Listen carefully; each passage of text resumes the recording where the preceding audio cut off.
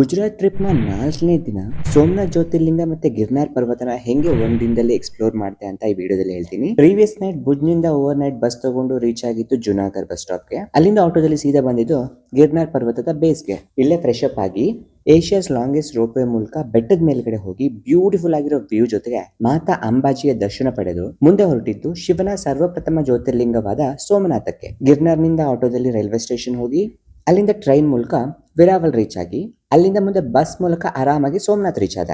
Mobile ಮತ್ತೆ luggage ನೆಲ್ಲ ಹೊರಗಡೆ ಡೆಪಾಸಿಟ್ ಮಾಡಿ ದೇವಸ್ಥಾನದೊಳಗಡೆ ಹೋಗಿ ನೋಡಿದಾಗ ನಿಮ್ ಹುಬ್ಬೇರೋದಂತೂ ಖಂಡಿತ. ಯಾಕಂದ್ರೆ 17 ಬಾರಿ ದಾಳಿಕೋರರಿಂದ ದಾಳಿಗೊಳಗಾಗಿ ಧ್ವಂಸವಾಗಿದ್ದ ದೇವಸ್ಥಾನ 18ನೇ ಬಾರಿ ಹಿಂದಿನಕ್ಕಿಂತ ಭವ್ಯವಾಗಿ ನಿಂತಿರೋ ಪರಿ ಇದೆಯಲ್ಲ, ಅದಕ್ಕೆ ಏನ್ ಹೇಳ್ಬೇಕು ಅಂತಾನೆ ಗೊತ್ತಾಗಲ್ಲ.